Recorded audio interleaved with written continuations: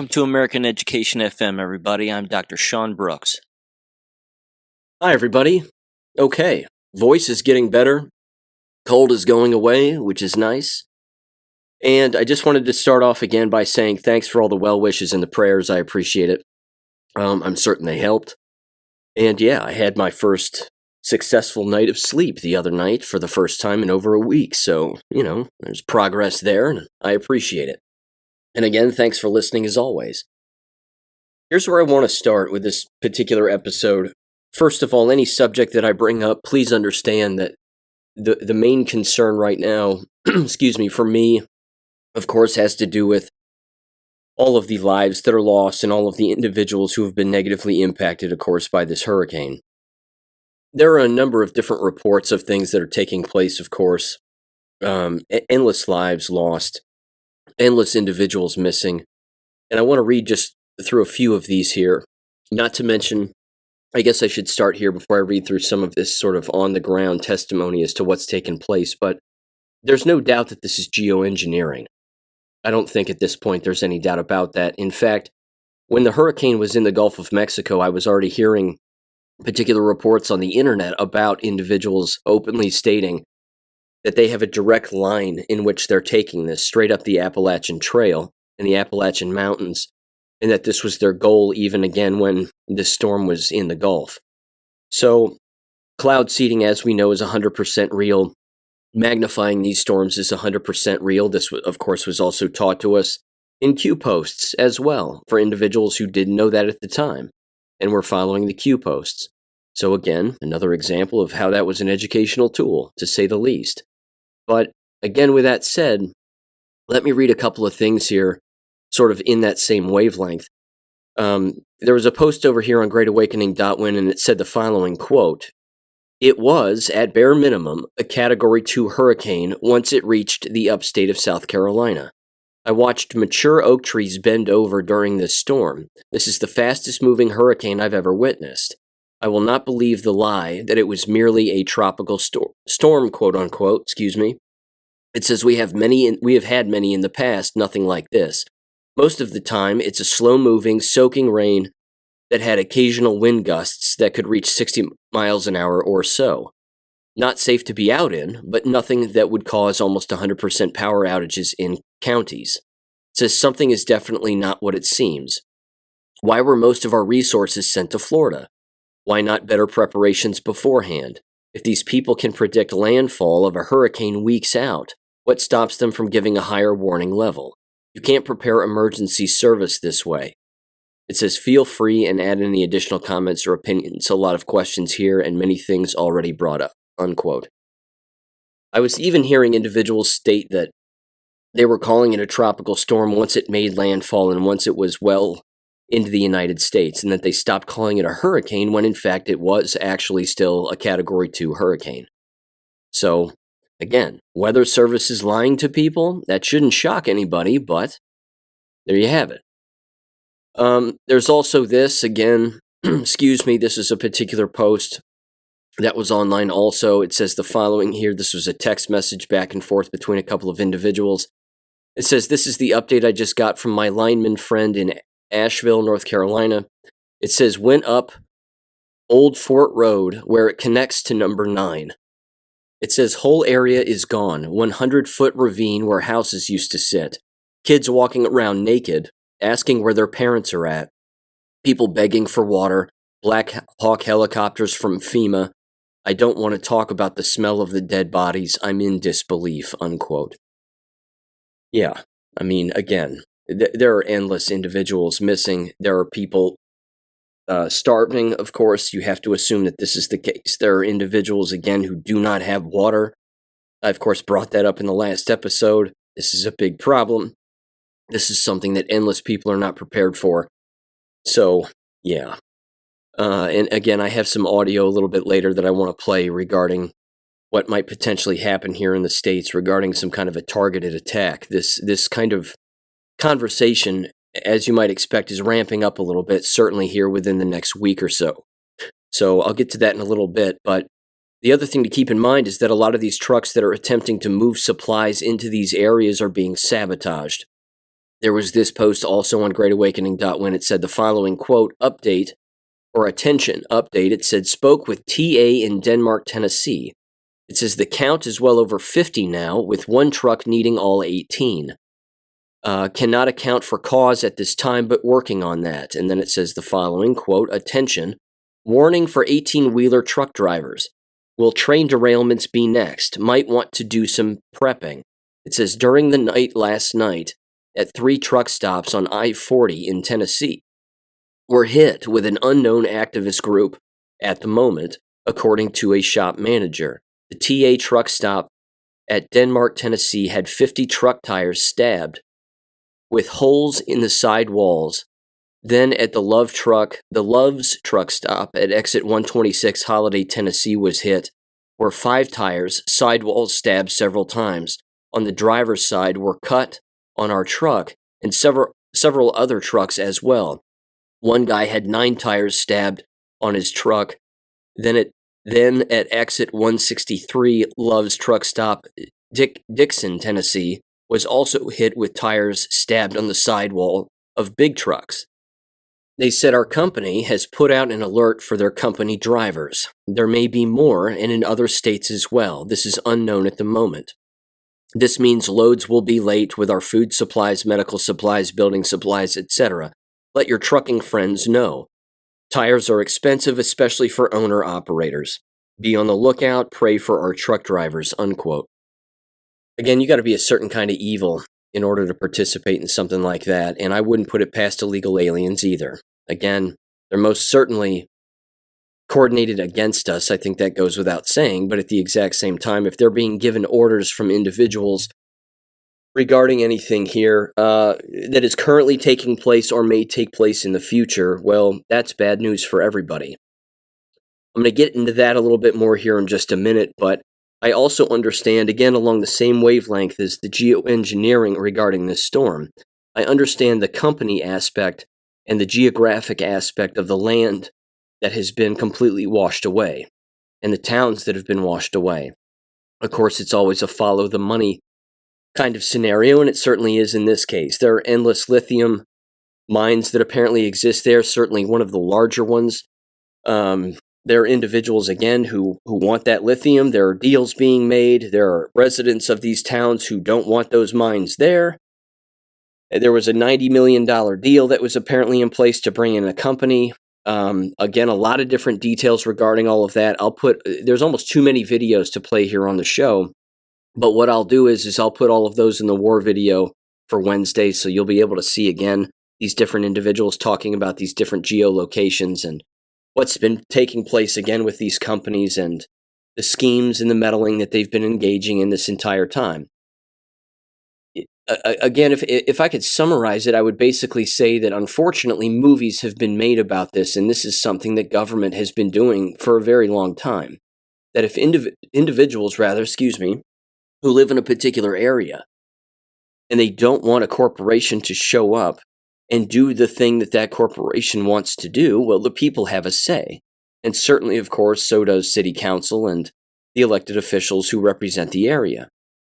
With that said, if those individuals are bought off or blackmailed or sold or what have you, then of course they're going to vote in line with the corporation and what the corporation wants, not the individuals who live there. At the exact same time, if city council doesn't approve these particular proposals that are given to them by corporations or mining companies or what have you, well, then unfortunately government has a workaround that as well. And their workaround is eliminating people. You just eliminate the individuals who live in the area, and then the corporation ends up with everything that they wanted with the people out of the way included. People have a very hard time comprehending this level of evil. They'll watch it take place in a movie. They'll watch it take place in a television show, but they don't believe that it happens in real life, and they won't believe that it happens in their own town. Again, the level of evil here is astounding, yes, but it's not unrealistic. Again, premeditated murder is a real thing. You can eliminate people, you can have private conversations behind closed doors and say these individuals are not being compliant. They're in the way. They stand in the way of us making money and doing the thing that we want to do, so we need to remove them. And then they say, well, how are we going to do that? And they say, well, I know a person here and I know a person there, and we can do this and we can do that, and that's how we'll take care of it. Again, these towns don't flood. This isn't something that happens with any sense of regularity, let alone ever. I mean, these towns don't get wiped away like this. And again, it's not that they're just being wiped away because of bad infrastructure. I'm certain that that plays a role, but at the exact same time, this is geoengineering. This is weaponized weather warfare. Again, endless books have been written about this. This is not, this is a very real thing. Unfortunately, among the brainwashed and the not well-read, these individuals can't comprehend such a thing.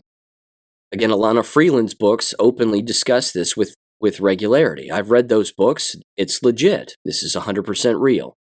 In fact, let me play just this one piece of audio. This is a quick short clip that was on TikTok bouncing around again about not just geoengineering, but the geographic area specifically within North Carolina having to do with these mines. So give this a listen in 3, 2, 1.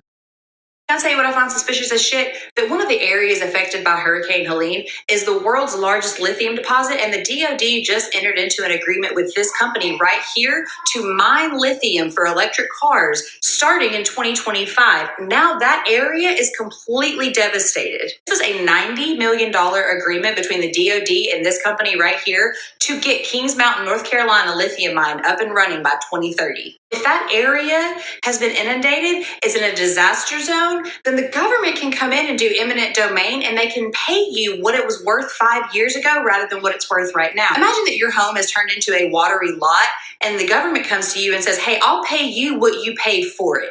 You're going to take it and you're going to go, right? What do you think is going to happen right here now that they want this lithium mine up and running by 2025, 2030 at the latest? Back in 1947, we had the Florida-Georgia hurricane, or Hurricane 9, and it was the first hurricane to be targeted for weather modification. What happened was General Electric, the U.S. Navy, the Army, the Air Force, they poured dry ice into this hurricane using airplanes to see what would happen. Would they slow it down? Well, what happened was it slowed down a little bit, but it turned west really sharp. Let me show you. This is the path that the hurricane took in 1947. Does it look similar to you? Probably not. It's a coincidence, right? Moving on. I'm sure this is just another coincidence, but do you know who owns the most shares in that lithium mine? BlackRock and Vanguard. Again, this is the scheming. This is a crime.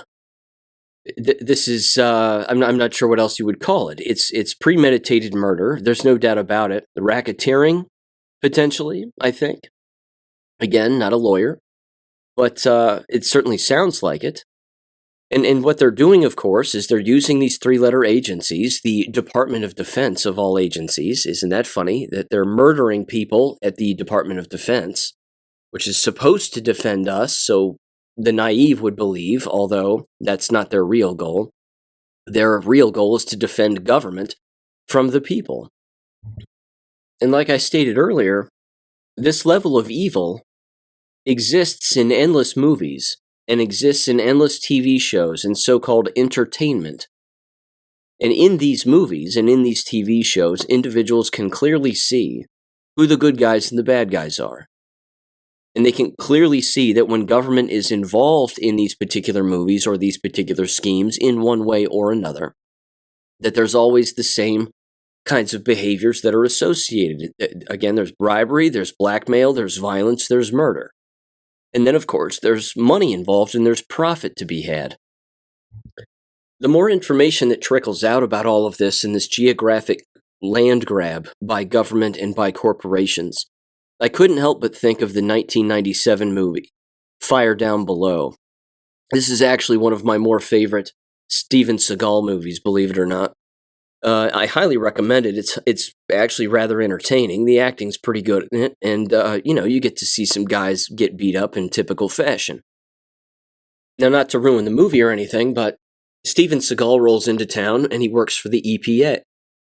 And he's basically been told by his bosses that they need to go to this particular town, again in eastern Tennessee along the Appalachian Mountains. And, that he needs to test the water and that they've got indications that the water is bad and that it may be being poisoned and that people are sick and they're reporting being ill and a number of other things.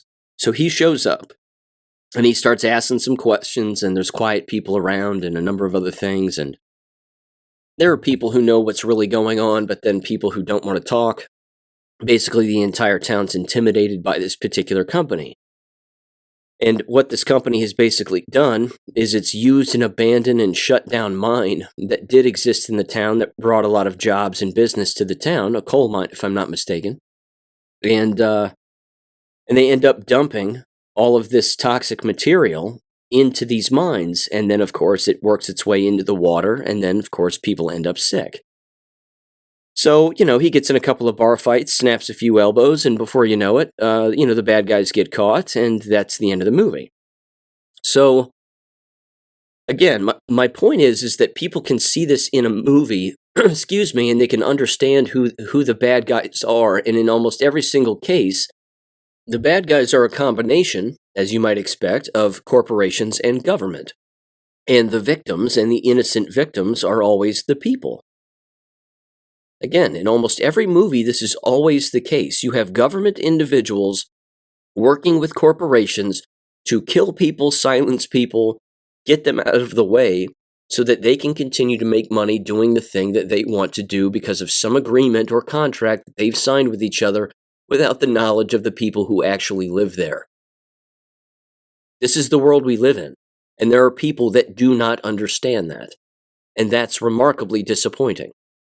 I mean, the brainwashing in our society and in our nation is overwhelming. And as you might expect, and it's remarkably unfortunate, and this, of course, is already happened, of course, with this hurricane, but it's going to happen more frequently here, is that the attacks on American citizens at the hands of government, and the individuals that are being led around by government, i.e. illegals, is going to increase. This will increase, and the brainwashed will not understand this. They will not know what's going on. They will believe whatever it is that the media tells them, and they will not understand why this is all happening. Jesse James sent me a video the other evening, and I want to play a good deal of this. It's approximately 10 minutes long. This is an individual on YouTube who goes by the handle Viking Preparedness, if I'm not mistaken, or Viking Preparation, something along those lines. Again, this is an individual's take on what's currently going on. It's an old-timer. You'll hear him describe again how he has individuals who have communicated with him that they're basically anticipating, some law enforcement may be anticipating a coordinated attack at the hands of illegals toward American citizens in soft targets, with soft targets, or at soft targets on a very specified day here coming up. Again, I know this is all date fagging, and I have no verification of this whatsoever. However, this is a theory that has been discussed with regularity, having to do with illegal aliens coordinating or being coordinated by an outside government agency, or our government and evil people within our government themselves, in order to give the green light go to basically attack Americans en masse at a specified location of either government or the NGO's choosing. So, again, this is a conversation that has been had before. This is a wavelength of thought that does exist.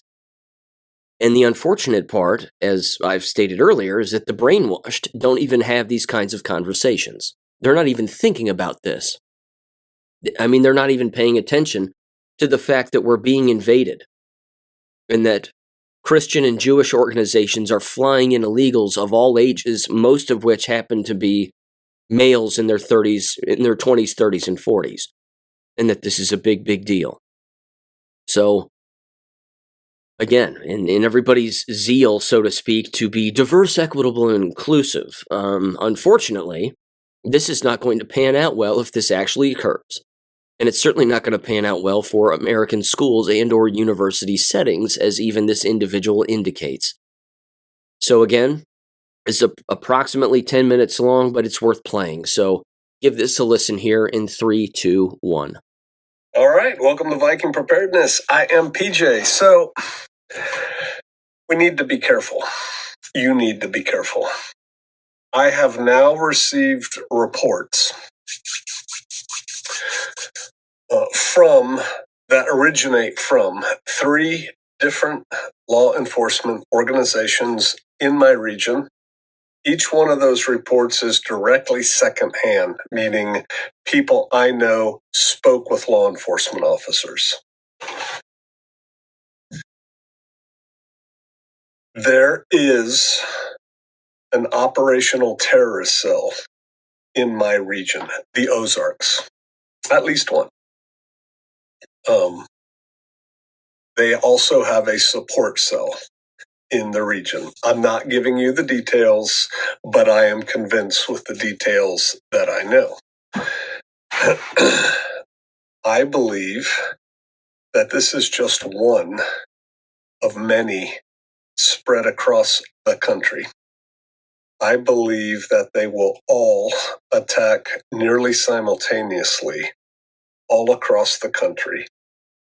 And the targets they will choose, as I spoke about the other day, will probably be places with condensed crowds that allow them to move, the terrorists to continue to move, which will make it more confusing and harder for law enforcement to respond to them. Places such as, or events, fairs, festivals, like the state fair, parades, outdoor concerts, if there's a big run, a high school or college football game, things like that. I also think possible targets include places with concentrated people, schools with lots of children, high school football games. I said that already. A big church, something like that. I don't think that this attack, when it comes, will necessarily include like the Jewish synagogue down the street that has 30 members that show up on Shabbat. I think they're going to go for a big bang. I believe the date is probably already picked for all these targets. And the reason I think that is because coordinating that would be too difficult right now. Putting out the best way to coordinate a date, if they didn't already have it, would be to make a big statement. But at the rate people are getting shut down by the Israelis and disappearing, okay, I'm in charge of Hezbollah, I'm dead. Oh, you're in charge of Hezbollah, you're dead. Okay, well, that guy's in charge of Hezbollah, he's dead. I think they already have a date. They may not have, each cell may not have its particular target. They're probably zeroing in on them now. They probably sent these support cells in first, then the operational cells, and they said, go here, conduct these types of activities. Well, they're probably trained already, the people, and you pick your final target, but it's going down on this day. A good candidate for that day is the 7th of October. Another good candidate is the next day, the 8th of October, Muhammad's birthday. Happy birthday, Muhammad. Peace be upon him.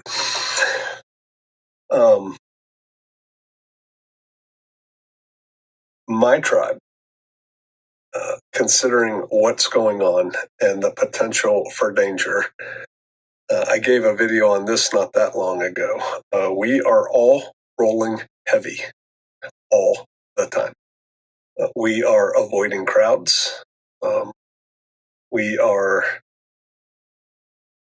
loaded for bear, and we are not at all seeking, nor do we plan on participating in conflict. Most of us are homebodies.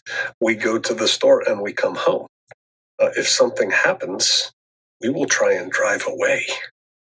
But if someone disables our car and there are 2 guys maneuvering on us with AKs or ARs, we want to be able to live and take care of business.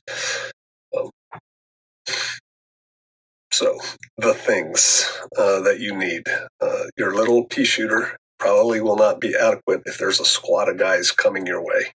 You will need a rifle. You should probably have some body armor, a helmet, glasses, gloves, heavy-duty medical. Avoid crowds like the plague.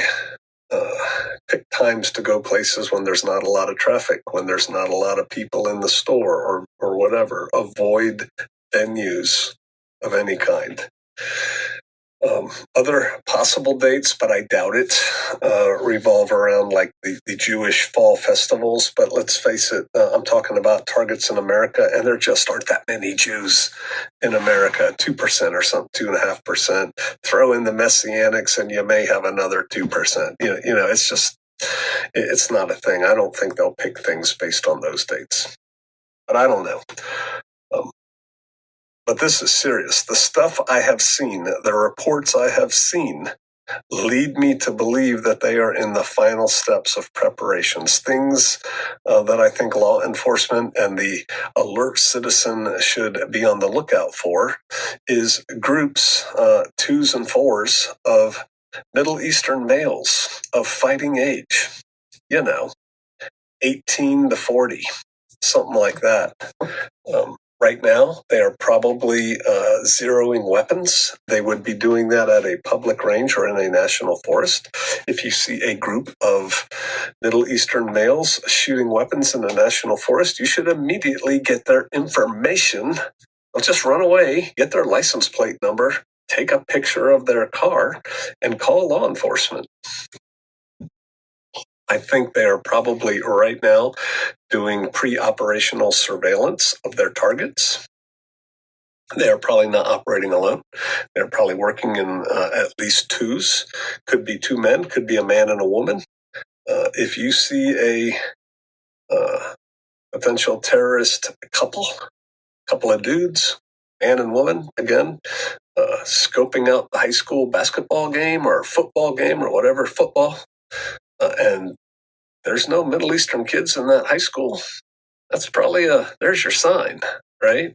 If you catch them checking out a church and driving around and checking out exits and things like that, that's a sign. If you catch them at the scene, observe them at the scene of where the street parade's going to be or a festival or something, that's an indicator. You should probably report that. You should take all the pictures you can.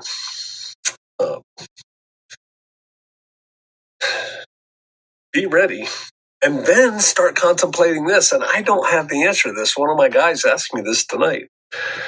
What do you think the U.S. response, and I'm talking national, like mom and pop, store owner, pastor, fire chief, Congress critter, council member, just the swath of humanity. What do you think the response would be to several attacks on innocent people with multiple casualties all over the country all at once? How would the country react? More importantly, how would that reaction affect you and yours? Like 9/11, I knew the airplanes would stop flying. I'd already written a chapter of a book where something very similar happened, and all the airplanes stopped flying. The action was taken so the airplanes would stop flying. What would happen in America? Try to figure that out and be ready for that. Again, the chances of anything kinetic affecting you directly is very small. You can make that much smaller by avoiding all those things.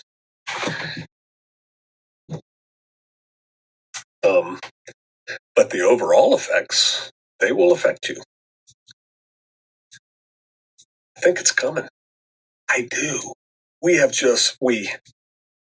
The U.S. has just attacked Iranian troops in Syria, like within the last hour or so, preemptive strikes.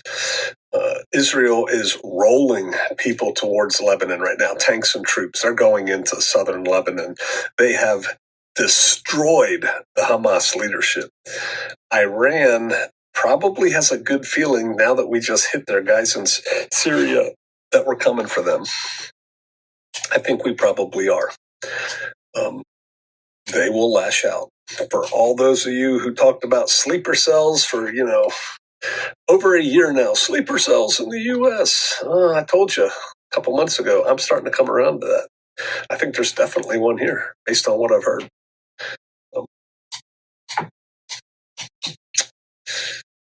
Be alert, be live, be ready. I will see you out there.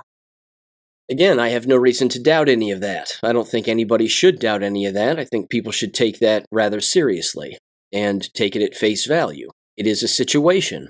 It is something that can happen. Again, the brainwashed aren't going to be able to comprehend this, but that's why they're the victim. That's why they're always the perpetual victim, and their victim status is legendary. They are the useful idiot. They allow these kinds of things to take place. They make excuses for it. They use the word inclusive, and we need to be nice to these people, and blah, blah, blah. And yet, of course, these are the same individuals that are going to be taken advantage of by all of these illegals, because they're the ones that are still going to these public events. They're the ones that are putting themselves out there on a constant basis, and they're not paying attention. These are not vigilant people. So, yeah, again, it really isn't any different from anything else I don't think that I've brought up on the show here. I've mentioned most of what he's brought up before. Certainly carry a gun. That should go without saying. Make sure it's loaded. And yeah, be prepared to use it. But again, if you see individuals acting suspiciously or walking around suspiciously, I suppose you could contact a police officer. You can certainly take a picture of these individuals, but,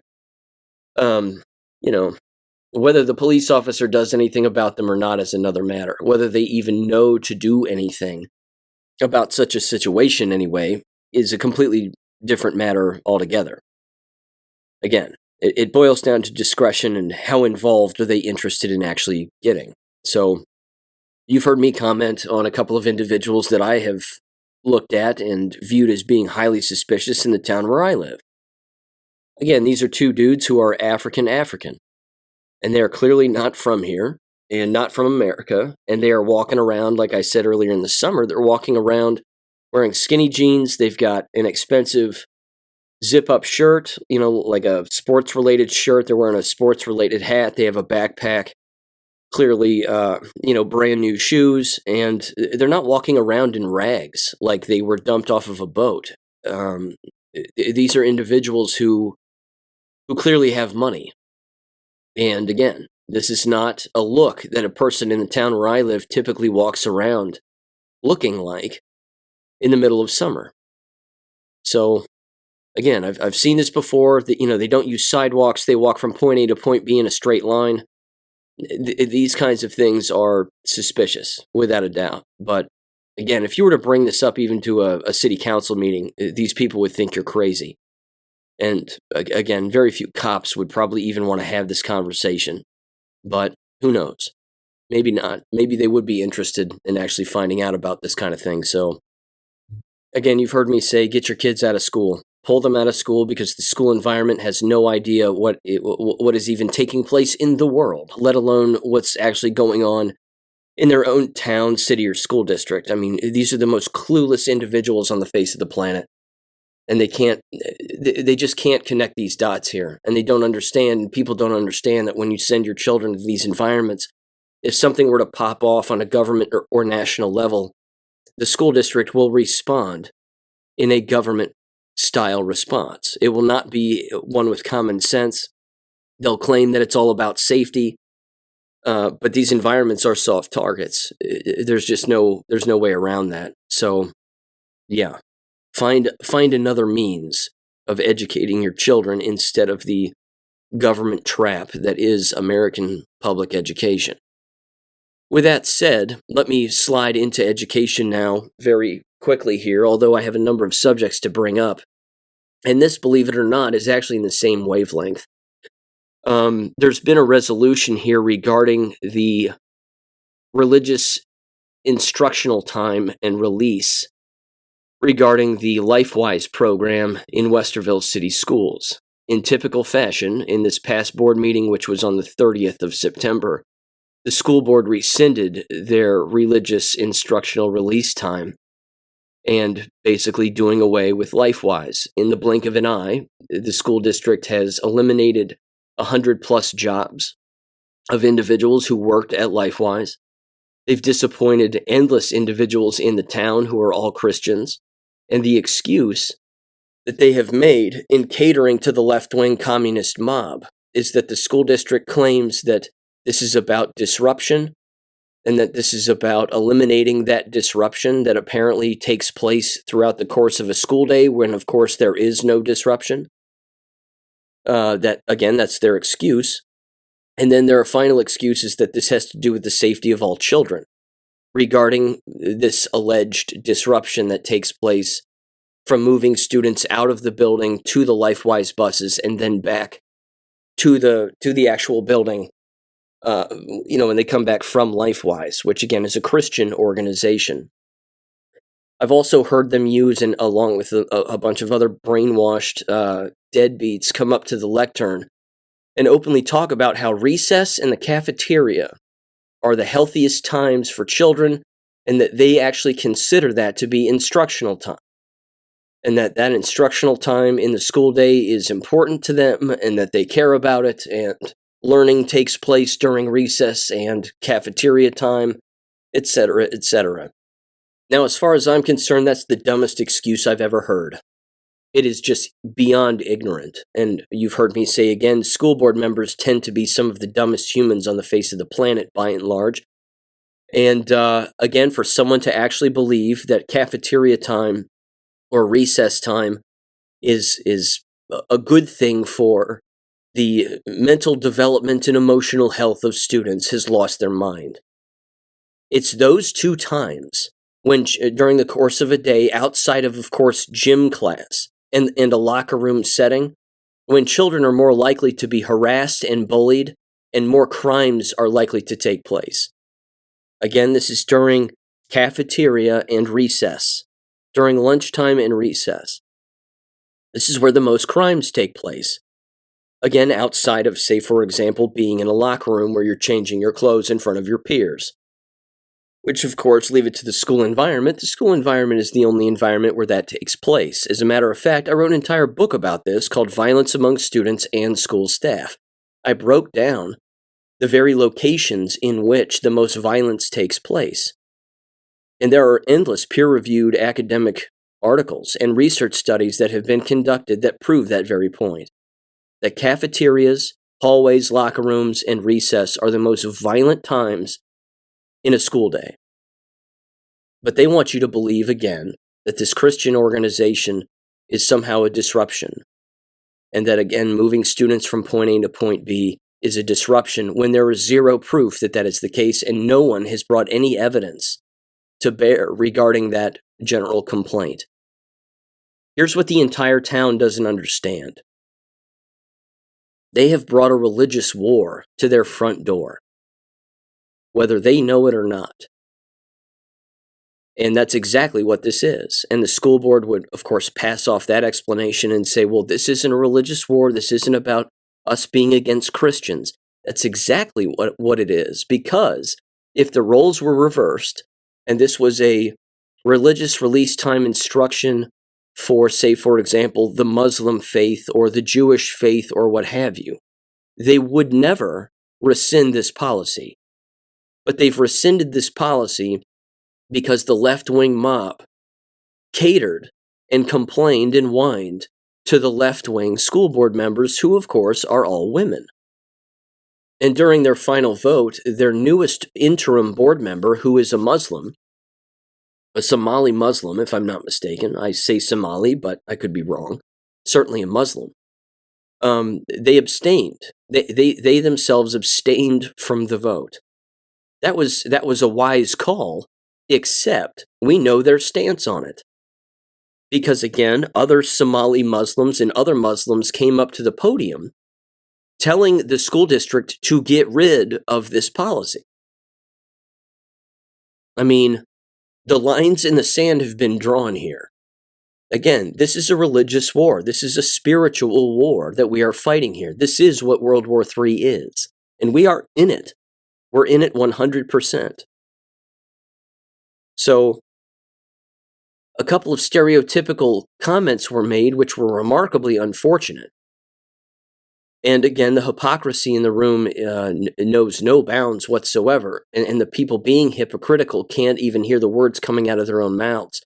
But you had Muslim individuals again coming up to the lectern advocating to get rid of this religious instructional time. And they're telling these parents who are sending their children to LifeWise, they're telling them how to raise their children. They're telling them, well, you can do this and you can do that, and you can do it before school and you can do it after school, but it doesn't have to be in the middle of the day. No parent should ever listen to another parent tell them how to raise their kids. Certainly not from a communist in the mouth of a Muslim communist. That should never happen. The other thing that should never happen, which actually did happen, which was remarkably upsetting, I think, is the woman who is on the school board who is injected to the bone with endless COVID shots and, of course, is first in my Deadpool, a Jennifer Altman. She openly stated, in her victim status as only she possibly could, she basically said that regardless of the vote that we make here, she said, I hope that people don't go home and tell their kids that the reason that me, Jennifer Altman, that the reason that I voted to rescind this is because I don't care about them. And that I don't care about Christianity, or I don't care about this, or I don't care about that. So she's literally telling parents what to tell their kids about her and her rationalization for rescinding this religious instructional time. So the next person, of course, that you never take advice from when it comes to parenting is government. And she, of course, is government. This, again, is the communist way of thinking. And they are all communists, whether they know it or not. They're openly telling free and independent families what to do with their children. The other aspect of this, which I alluded to in a previous episode, and mentioned, rather, in a previous episode, is that not only, of course, is this a spiritual war and a religious war, but it is quite literally Muslims against Christians. And we know the difference between these two religious doctrines. We fully understand the difference. One of them is inviting and the other one is not. One of them asks individuals, again, to pray for your enemies. The other asks to destroy them. One of them calls individuals who do not subscribe to their own religion and anybody who is outside of their religion as an infidel. The other one does not. And if you were to look at this picture, which I'll put up on Gab, it's a picture from the Columbus Dispatch that was taken in this board meeting, and you can see the size of the room and why they're, of course, holding these board meetings in this room, because it's a massive room and there are hundreds and hundreds of people in this room. These are the individuals, again, by and large, and certainly the vast majority in the room are Christians. These are individuals advocating for the religious instructional release time, and certainly advocating for LifeWise. While all the other left-wing lunatics and Somali Muslims and what have yous, they're all lying through their teeth, but at the exact same time, they're being very, very honest about their hatred of Christianity, while claiming that they don't hate them. Anybody who knows anything about the Muslim faith knows that they hate Christians. This is the way that it is. This is the religion. Judaism is the exact same way. They hate Christians. They want people who are not Jews to die. Again, if you're a practicing Muslim and you are around individuals who are not or do not want to be, those Muslims want those people dead. This is a part of their literature. This is a part of their books. This is their philosophy and their religion. I thought this was common sense. I honestly did. I thought that this was common sense among numerous individuals, and unfortunately, in all of these board meetings with all of these public comments, that's not once been mentioned. Not once. In fact, the left-wing mob came up to the lectern at the beginning of this last meeting where they voted to rescind this. And they were quite specifically, again, playing the victim, albeit completely falsely, but they were playing the victim and saying that some of the comments that were made by some of the individuals in the last session were remarkably insulting and incredibly, false and derogatory and evil and what have you. None of that happened. They simply just brought up facts that the other side disagreed with, but you see how the left twists it. They always take factual information provided by someone else who isn't them, and they twist it into being, again, derogatory, offensive, or discriminatory, or bigoted, or racist, or what have you. It's their default setting because they don't like facts. They hate them. They explode right in their face like an Acme cigar. They try to light up a fact every single time, and then kapow, it blows up right in their face. These people are disgusting. But again, even the gall of the school board president to mention again the word democracy, that regardless of our decision here tonight, we want people to understand this is a democracy. No, it isn't. Democracy is mob rule. And unfortunately, the squeaky wheel got the grease on this. The squeaky wheel that started this entire LifeWise debate and religious instructional time debate was the left-wing mob, and they were in the minority. So if they think that a democracy is do what the minority says, they're sorely mistaken. If they were a democracy as they think they are, which of course they are not, then they should have voted with the LifeWise individuals, and they should have supported the LifeWise individuals because they clearly, in this photograph, make up the vast majority of the entire room. In fact, they make up, I'm not kidding, 98% of the people that are in this room. There are hundreds and hundreds and hundreds of people in this room, and they make up at least 98 to 99% of the people in the room. And the school board still went forward with doing away with it, pissing off endless parents, pissing off endless students. All for what? Again, this is what makes these individuals as school board members bad managers. They're bad managers because they make work. They're making a conflict.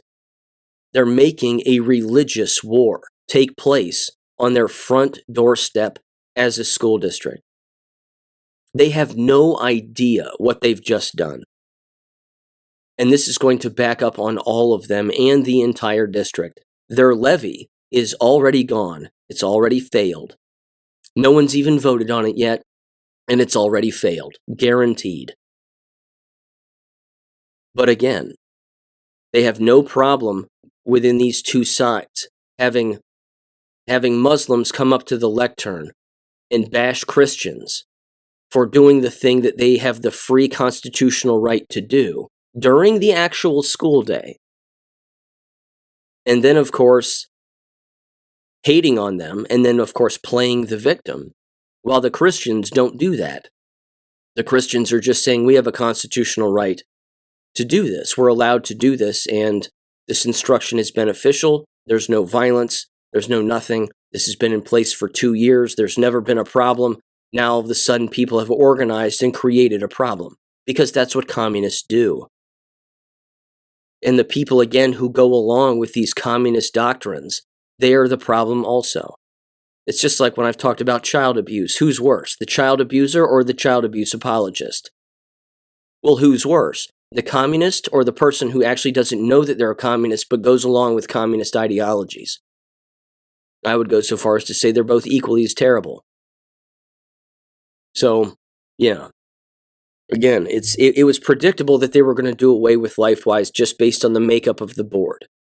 They're all women, they're all agreeable, they're all left-wing, and that's the end of it. In fact, at the very beginning of the meeting, on a separate issue, they invited in this queer guy to give this presentation on health services for staff members, and how they basically have this counseling service that staff members can use to help, again, work through their mental and emotional health as employees of the Westerville City Schools. If you have such a mental and emotional health problem within your working environment, there's something wrong with your working environment. if you're openly spending money on collaborating with a counseling service for adults who work within this school district, there's something seriously wrong with your working environment. You're doing something to your employees to break them down mentally and emotionally. This decision right here isn't going to help anything. It's a demoralization move. Which, again, I have to say this. I have to bring this up because I believe this ties in perfectly. You've heard me mention that the CIA is directly tied to American school districts, in particular, very large ones. This is a very large one. If you want to sow the seeds of discord and division and demoralize and socially engineer the masses, a three-letter agency must have their fingers in this decision somewhere along the line of the decision-making that's taken place. There's no way that this was some grassroots authentic thing. No chance. This was a religious fight and a spiritual battle that was picked, probably by a local three-letter agency and individuals who associate. And then letters were drafted, groups were formed on Facebook, and then they sent emails and letters to the school board, and then they started speaking out about it in these school board meetings. And then more and more LifeWise individuals started to show up, and they outnumbered the communists. But again, I can't think of a quicker fire starter than a three-letter agency sowing the seeds of religious division between two groups who are, of course, polar opposites when it comes to philosophy. One side, of course, wants everyone to die who isn't them, and the other side, of course, preaches repenting and forgiveness. But this has to have three-letter agency involvement at some level. It's too big, and the timing is too specific. Again, it's October. This final vote was on September. Everybody's emotions are high. Endless individuals within, again, these school districts are divided. It's a predominantly white town, a predominantly white school district, and they just catered to the brown Muslims at the expense of white Christians. Again, I can see this at face value as being 100% scripted to move individuals against one another. This is a conversation and a wavelength of thought, rather, that your average American cannot comprehend. They can't. And I know that sounds like I'm patting myself on the back intellectually.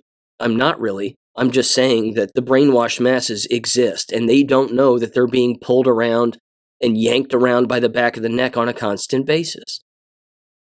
The parents who send their children to LifeWise, all they have to do is unenroll them from the Westerville City Schools. That's it. And Westerville just gave them the green light to do that. They just looked them in the face, lied to them about why they were doing away with the program, made their vote. The left-wing Muslims and the left-wing lunatics in the room all applauded. Now what? What's the next move for the Christians in that town? What's the next move for LifeWise in that town? What's their next move? Again, the CEO showed up again, and he basically spoke again and reiterated what he said the last time in the last board meeting, which, of course, I played that audio on the show. But the only recourse here, and the only logical recourse, and the only logical reaction and response that the Christian parents in this town should have regarding this spiritual battle that has been manufactured to take place here at a very, again, opportune time in American history is to simply walk away. Walk away from the school district and bankrupt them in the blink of an eye.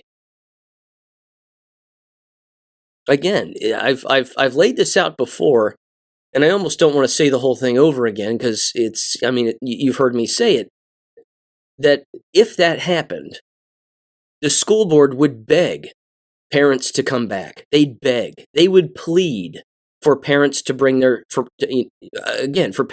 children back. This is a copious amount of money that would be lost if all of these parents just unenrolled their children. Their children attending LifeWise are old enough to read and write. And the public school system, and this public school system, along with every other, has just shown you that they are godless.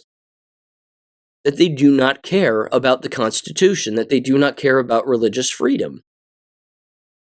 Again, it's an open admission. They're telling you they might as well be wearing a shirt that says all of that on it. So give them the thing they aren't expecting. They're not expecting you to walk away permanently. They're expecting these parents to continue to be the useless eater slaves that they are, and continuing to show up in their school district and give them exactly what they want.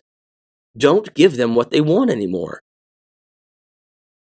Again, these complaints were coming from individuals who are not Christians. Most of them are gay. Most of them are left-wingers. They're all left-wingers. Almost all of them are communists. Plenty of them are Muslims. And they were the ones complaining about a Christian program affiliated with the school for students who are not their own and children who are not their own. And they ended up getting their way. But as I said earlier, if the shoe were on the other foot, this never would have happened. It never would have happened. You never would have had Christians complaining about a Muslim religious group that would have left school to go receive Muslim instruction.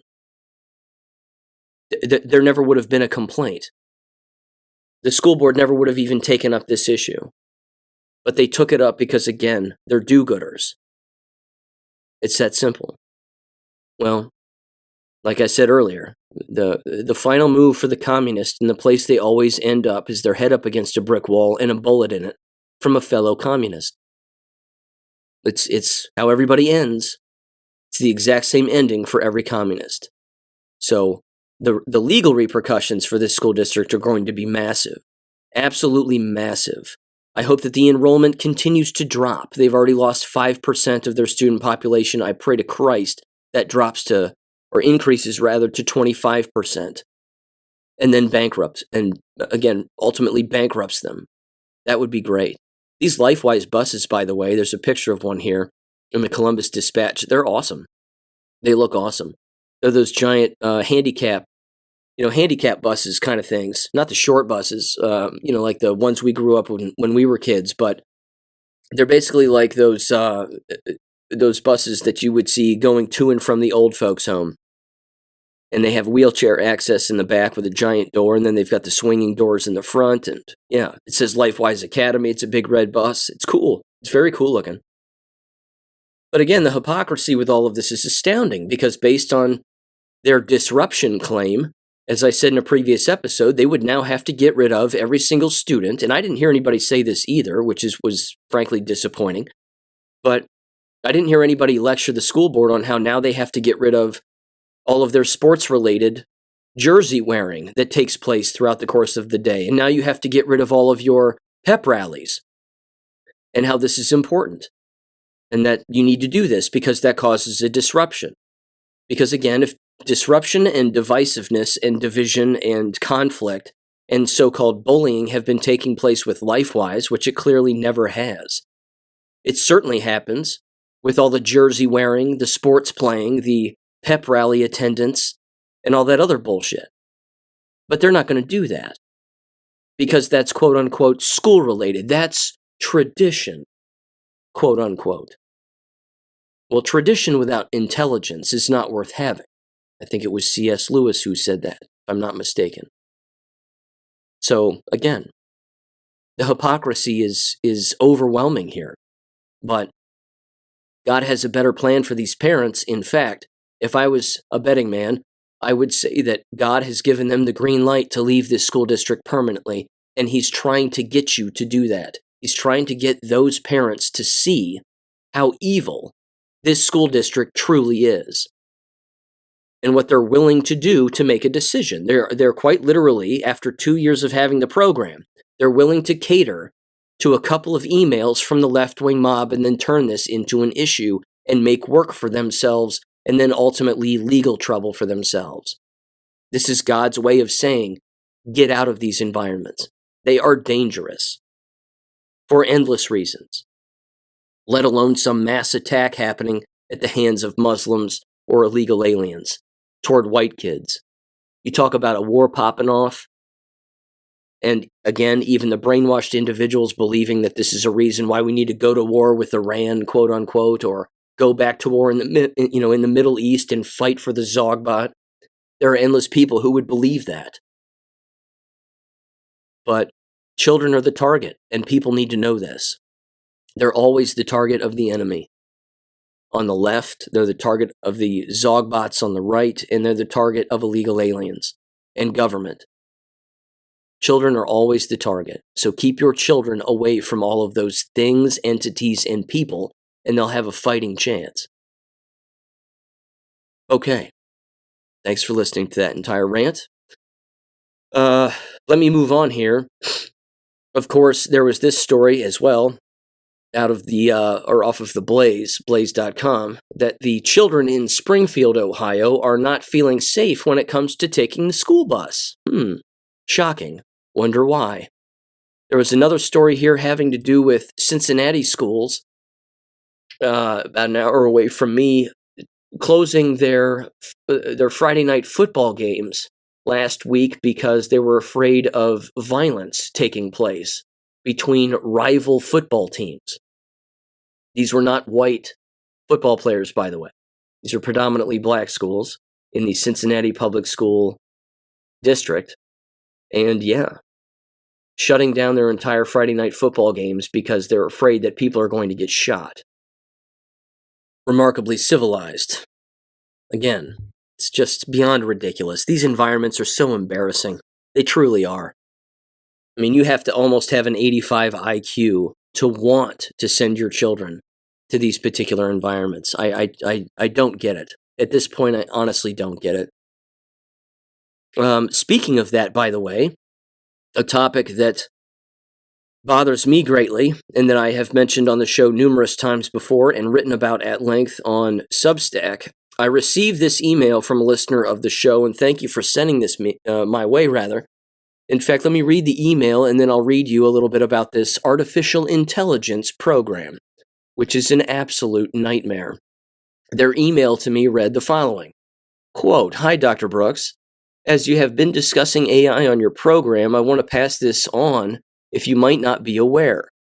The Middle State Association launched a program last year called RAIL, R-A-I-L. MSA, Middle State Association, endorses schools by giving them a certification for artificial intelligence after they complete the program. It's like a way to get accredited in artificial intelligence, but I'm not sure how they are getting the authority to certify schools. One of the mottos on their websites reads, quote, AI is here, get on board, unquote. It's cringeworthy for sure. Anyway, check it out and let me know what you think. My head of school is excited to have been accepted into the RAIL program this year. It's one of our professional development goals for the staff participating in this program. God bless, unquote. This is horrible.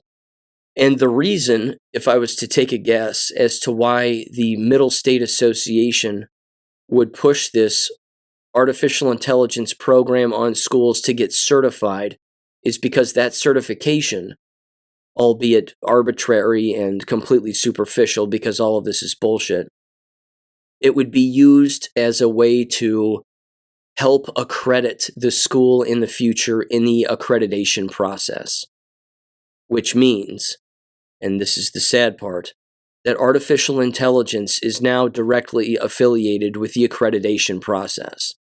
That if you don't have artificial intelligence embedded in your school district to some extent, in the future you may not get accredited or receive accreditation as a school district or as a school itself. It's slavery. It's digital slavery. It's digital blackmail. And that's exactly what this is. It's awful. The word usage on this website, too, is an absolute abomination. Let me give you a slight taste. It's a huge website, by the way, but it does say this on one particular portion. It says Rail is not just an accreditation style endorsement. See, they openly admit it, but also an implementation network. It says in this little chart here that there are practices, programs, infrastructure, governance, culture, and identity. Under practices, it says evidence of AI literacy among your team. And then it says training materials and resources. As far as the program is concerned, change plan, marketing plan. So again, they have to market this very hard on individuals. And then, of course, it has to do with marketing the actual school district itself to the brainwash to get them to actually show up and serve up their children to the meat grinder. It says infrastructure, organizational chart, and role descriptions for AI leads, quote unquote. Governance, it says student and employee handbook statements plus policies on generation AI or Gen AI. It says strategic plan, changes strategy, and then a marketing strategy for their governance doctrine. And then it says culture and identity, a mission statement, a vision statement, values, belief statement, portrait of a graduate, portrait of a teacher, and staff member. I want to hone in on that last section. When an AI company is openly admitting that they have a portrait of a graduate and then a portrait of what a teacher looks like and what a portrait of a staff member looks like, this means that AI systems are going to be used, because they already are, but they're going to be used in the American K-12 school system to target in on certain kinds of individuals that they want to hire and certain kinds of individuals that they don't want to hire. How does this get done? It's rather simple, actually, and it's remarkably frightening. They'll take someone's CV or resume and they'll throw it through an AI system, and the AI system will detect certain words that are being used or certain language that is being used based on qualifications of said individual who is applying for the position and what they've done in the past and what their qualifications are. If the AI systems do not pick up on certain keywords, then the AI system will disregard that applicant before the applicant even talks to anybody. If it hones in on keywords that it recognizes and that it's been trained to like by a human being, because human beings create these AI systems and the way that they operate, then that's the kind of employee that they're going to be looking for. It's digital slavery. It's that simple. It's discrimination based on an AI system that will weed out the undesirables and keep those that are the so-called desirables. Now, we know who those desirables are going to be. Those desirables are going to be individuals who are, again, agnostic, individuals who use terms like diversity, equity, and inclusion throughout all of their literature and their actual resume itself and cover letter, along with, of course, the names of left-wing organizations that maybe they have affiliated with or that they actually label or have labeled on their own resumes. These are the kinds of people that they are interested in. This is exactly what these AI systems within these environments are seeking to do. Ultimately, this will manipulate curriculum also, so that the curriculum is not individualized from the teacher's standpoint and or objective from a historic standpoint, but rather more of a indoctrination, computerized curriculum that is pre-written and predetermined without teacher input. You heard me say on the Quite Frankly show, it's about turning the teacher into a facilitator. Well, this particular AI implementation has to do with turning the building into a computerized, generated filter program to, again, make sure and keep the compliant. And if the AI system even smells or senses that someone might not be compliant with, being a team player or, how do you handle differences in the working environment? And Are you open to learning new things? And all these other bullshit cringe words that they use. That's ultimately what this is all about. It's about getting rid of people who are individual thinkers and honing in on individuals who only want to work as a team all of the time on everything. It's communism. Just another reason for me to hate AI. But that's exactly what this is. No doubt about it. It's awful. It's frightening because, again, this is the future of the business, because this is already the business. This group right here is exactly what was inside of the COVID Trojan horse. And it's here. I mean, it's right here. So again, this particular program is called RAIL, R-A-I-L, Responsible AI in Learning. There's no such thing. It's an oxymoron. It's jumbo shrimp. It says, what is RAIL? RAIL is a comprehensive implementation framework for AI in schools and systems. It's like accreditation for the adoption of AI. And it comes from Middle States, the world's trusted school accreditor since 1887. The first RAIL endorsement is in, quote, AI literacy, safety, and ethics. Because they have to sell that. I mean, that's gaslighting to the nth degree. It's amazing. And people will buy this and they will buy into it. Schools that pursue the RAIL endorsement from Middle States, will earn a digital credential, it says, to signal their responsiveness to the most significant technology since the public internet. It says throughout the remainder of 2024, and into 2025, we will release additional endorsements to complete the full implementation framework.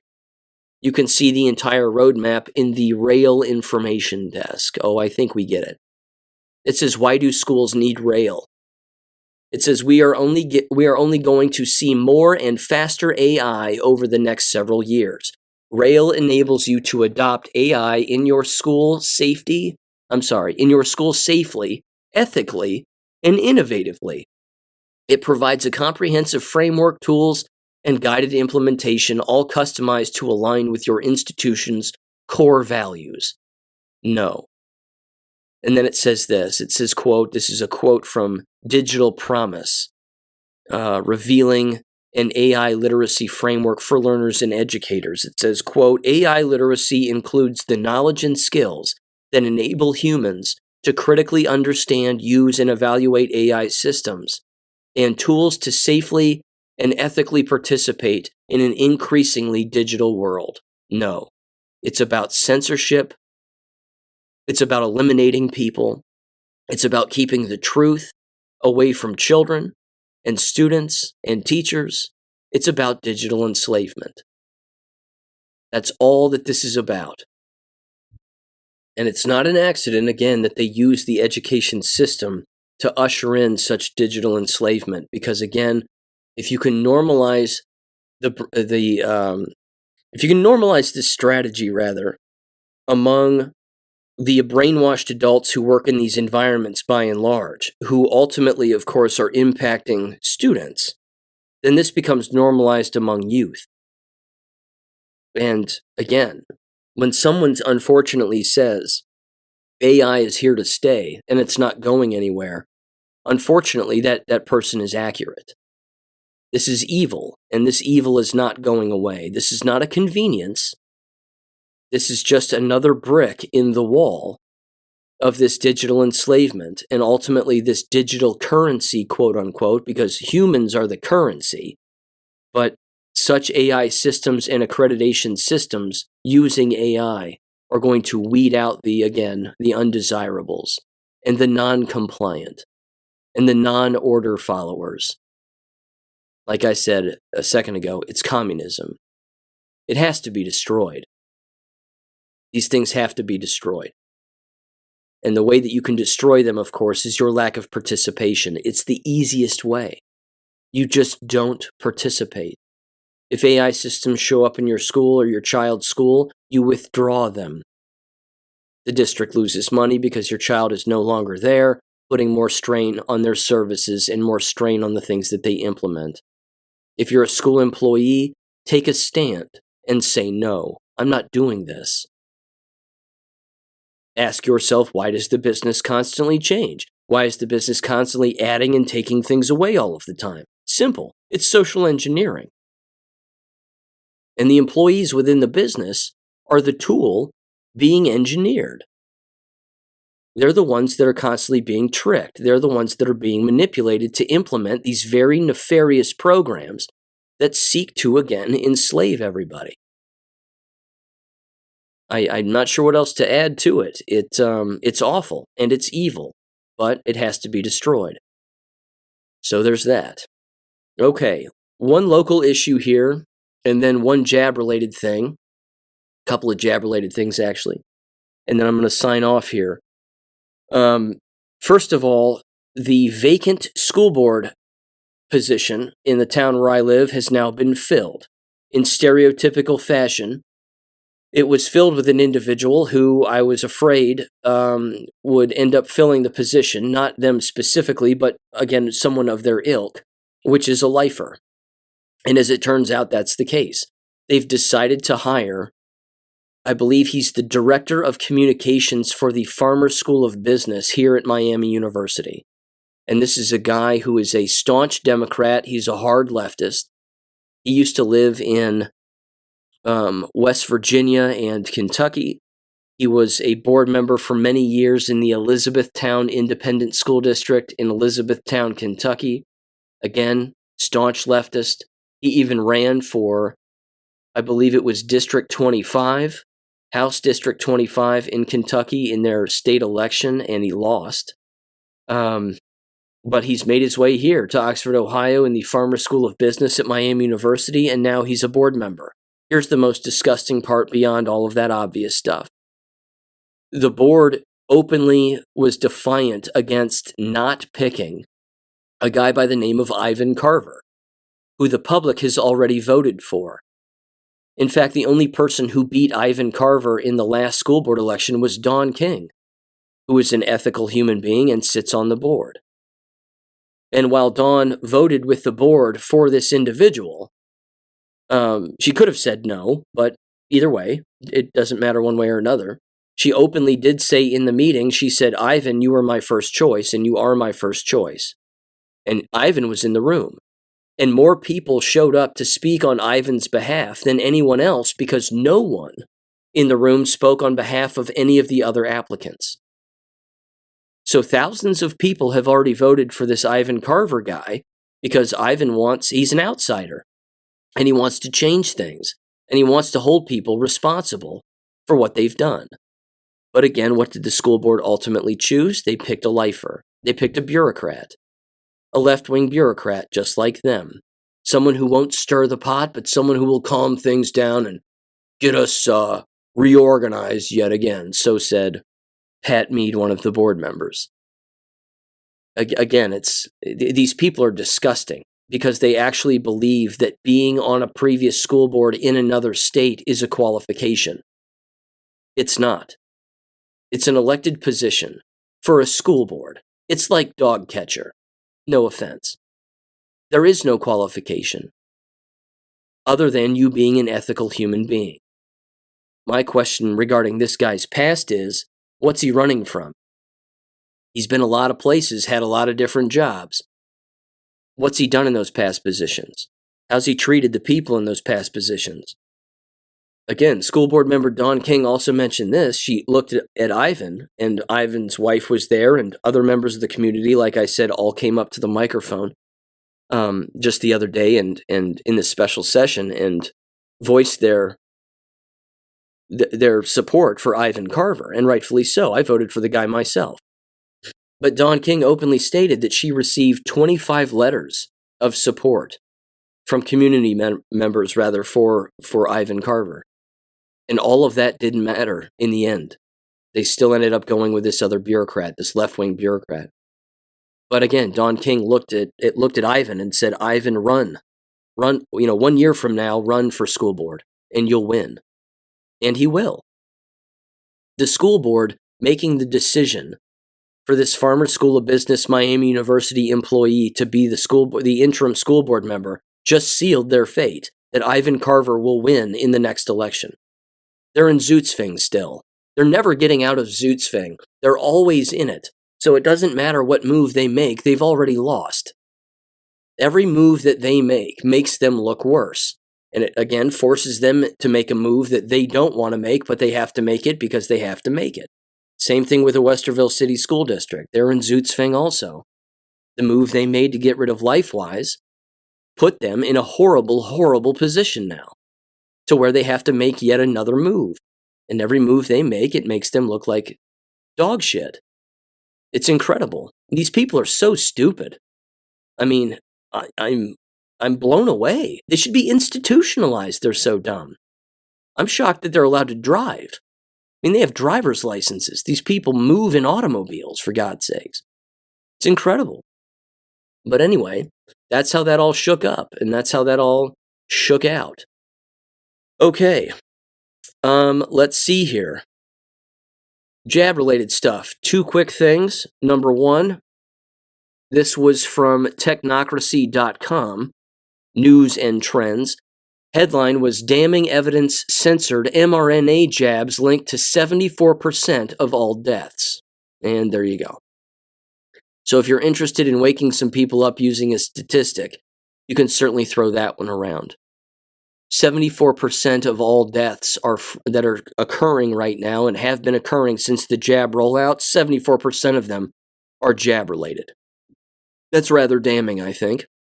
There's also this. This is going to be hard for the normies to swallow, and it has to do with a document having to do with the mRNA jabs, specifically regarding the toxicology review of the COVID-19 vaccine, specifically the Pfizer BNT162.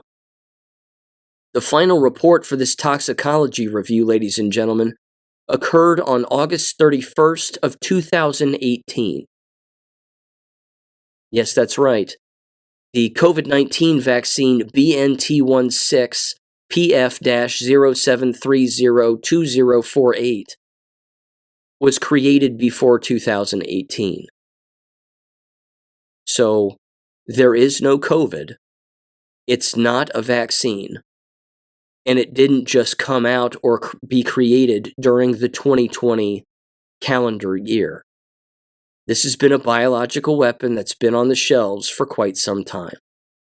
I would even, of course, argue longer than 2018. But this right here, again, is written proof. It's a screenshot of a packet of information from this toxicology review of the COVID-19 vaccine, quote unquote. Amazing. There have been endless student deaths, by the way, and staff-related deaths just within the last week also, not necessarily where I live, but in other areas. Here's one from Northmont Central High School in the Northmont City Schools, which is around the Dayton area. This was an email that went out from their superintendent, Tony Thomas. It says, quote, "It is with deep sadness that we announce the passing of Mr. Tom Slentz, a physical education teacher at Northmont High School. Mr. Slentz was a Northmont community member since childhood and a Northmont graduate. So he was a lifer, so you better believe he was jabbed. It says, please join us in extending heartfelt condolences to Mr. Slentz's family and friends during this difficult time. We will share information regarding memorial services as it becomes available. If students or staff need support during this period, counseling services will be available through the school. Please contact the guidance office for assistance. Tony Thomas, Superintendent, Northmont City Schools. They also, by the way, the same school district and the same high school, lost a football player, a student who happened to play football earlier in the summer. He also dropped over dead. So you got two seemingly healthy guys, so one would believe, both jabbed most assuredly, and both dead. And people what? They think this is normal. They think this is just some coincidence. They don't even think to ask a question as to why both of these people are dead or what's the one thing that both of these people had in common. This is happening all over the United States to this day, and it's not giving up. It just isn't. But it's amazing, the number of people that just refuse to ask the most simple of questions. not a survivable characteristic, as you've heard me say a million times. Okay, ladies and gentlemen, thank you for listening as always. That'll do it for this one. Thanks for the emails, as usual. Thank you for the text messages, and thanks for the support. Again, I think I'm turning the corner here, health-wise, which is nice. Get back into a exercise regimen here pretty soon. And there you go. So with that said, I will catch you on Friday. Peace. Thank you for listening to American Education FM.